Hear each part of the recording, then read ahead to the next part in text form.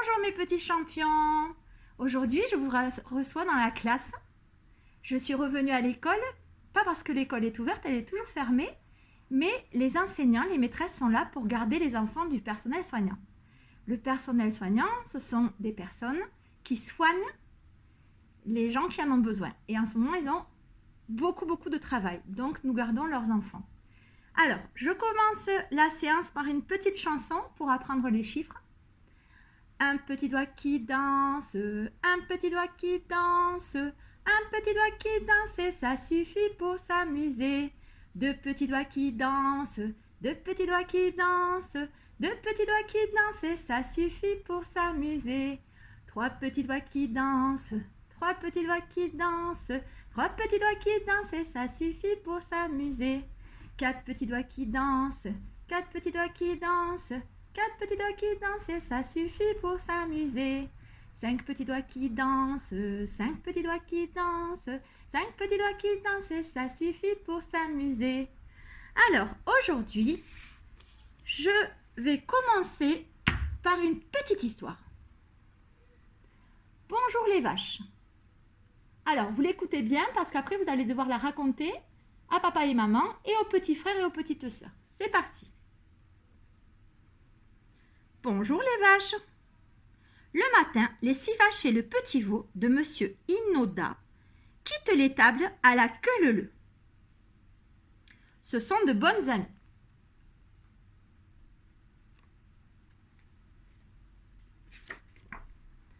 Ensemble, elles vont dans le pré chercher de l'herbe croquante.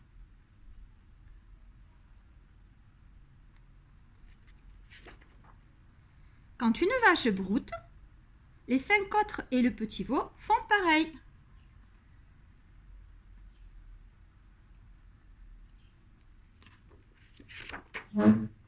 Et pendant qu'elles croquent de l'herbe, leurs queues ensemble se balancent à gauche, à droite, à gauche, à droite, pour chasser les mouches.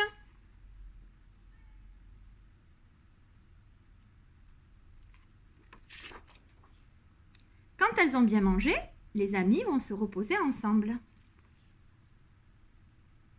Ils font une petite sieste.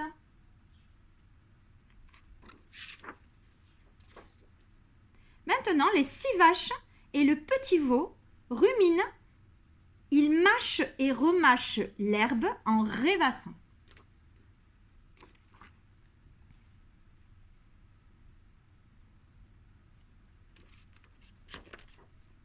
On dirait que quelqu'un vient.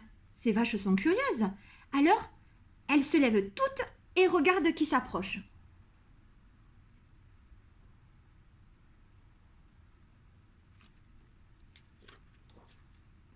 Mais c'est qui?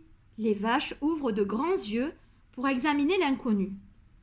C'est un tanuki, petit carnivore, qui apparaît très souvent dans des contes japonais et qui vit principalement en Asie. Il en existe de rares spécimens en France, venus de l'Europe de l'Est.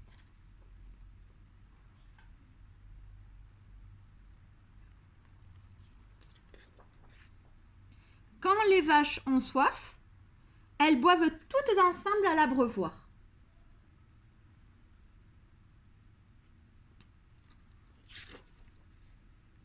Ensuite, elles se rendent ensemble dans le pré pour brouter.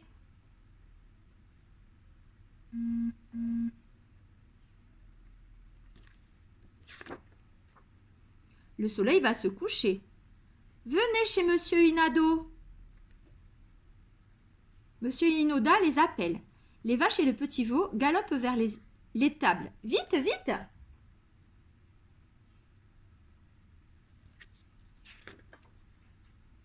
Quelle belle journée! Maintenant, c'est l'heure de donner du lait crémeux à monsieur Inoda.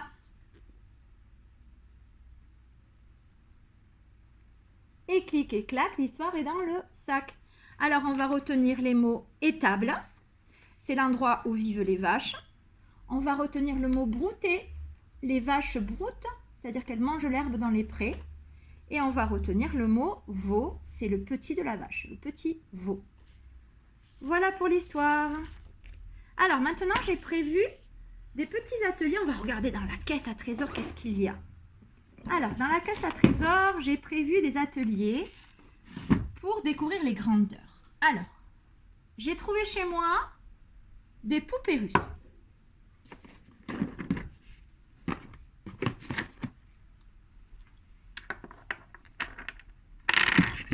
Donc, il va falloir les ranger du plus petit au plus grand. Donc, je commence par la plus petite. Je la mets ici. Et je dois sélectionner ensuite la plus grande, il me semble que c'est celle-ci. Ensuite, petit, moyen, grand. Et il me reste 3 petites poupées à placer. Alors je mesure. Celle-ci me semble un peu plus petite que celle-là. Donc celle-là va arriver ici. Celle-là va arriver ici. Et celle-là ici. Donc je les ai rangées de la plus petite à la plus grande en mesurant les différentes tailles. Ces deux-là sont de la même taille. Voilà. Ensuite, je peux faire la même chose en sens inverse. Je mets la plus grande en premier et je redescends jusqu'à la plus petite. Voilà. Alors moi, j'ai trouvé des poupées russes chez moi. Si vous n'avez pas de poupées russes, ça n'est absolument pas grave. Vous prenez des doudous et vous rangez les doudous chez vous, du plus petit au plus grand, puis du plus grand au plus petit. Voilà. Alors, j'ai aussi trouvé, chez moi, j'ai trouvé des chaussures. J'ai trouvé des chaussures que je vais classer de la plus petite à la plus grande. Donc ici, je mesure. Ah, celle-ci est plus petite. Je vais la mettre en premier. Ensuite, celle-ci est plus petite. Je la mets ici. Et celle-ci est la plus grande. Donc, j'ai classé du plus petit au plus grand. Et maintenant, pareil que tout à l'heure, je mélange tout et je recommence. Cette fois-ci, je prends la plus grande en premier et je classe. Je mets la plus grande, la plus petite ici. Et les deux restantes, je les mets au milieu, du plus grand au plus petit. Alors, pour bien pouvoir mesurer, vous avez vu, j'ai pris une référence. J'ai plié une feuille que j'ai pris une feuille que j'ai pliée en deux pour avoir une référence et poser bien les chaussures au bord de la ligne pour bien pouvoir mesurer. Ensuite, qu'est-ce que j'ai trouvé chez moi? Pour pouvoir mesurer du plus petit au plus grand, j'ai trouvé, du plus petit au plus gros cette fois, des petits bouchons, des petits couvercles. Donc là, c'est pareil. Je classe les couvercles, le plus petit d'abord, le plus grand, et ensuite au milieu, je mesure pour savoir lesquels je vais mettre au milieu. Celui-là, il me semble qu'il va ici. Celui-là, il est plus petit, donc je le mets ici. Celui-là ici, et celui-là, en mesure, il est plus grand que celui-là. Donc, je vais le placer ici. Alors, au début, là, on a pris combien de couvercles? 1, 2, 3, 4, 5, 6. Au début, et pour les tout petits, on ne prend que 3 couvercles, évidemment. Et quand vous y arrivez facilement, on rajoute des couvercles. Même principe que tout à l'heure. On va refaire du plus grand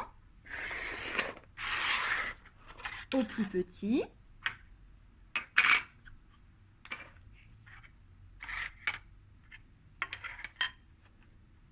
Voilà. Et si vous arrivez avec 6 couvercles, eh bien, vous en rajoutez. Voilà.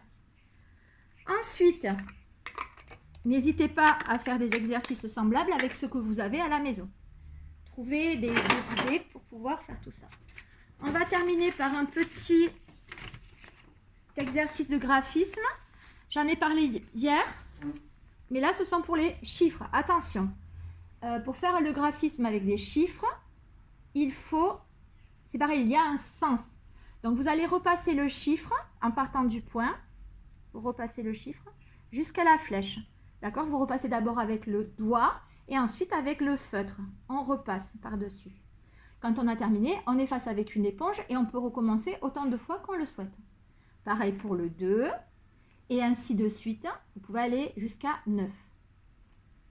Voilà pour les chiffres. Attention à la tenue du stylo. On le tient toujours comme une pince. C'est très important.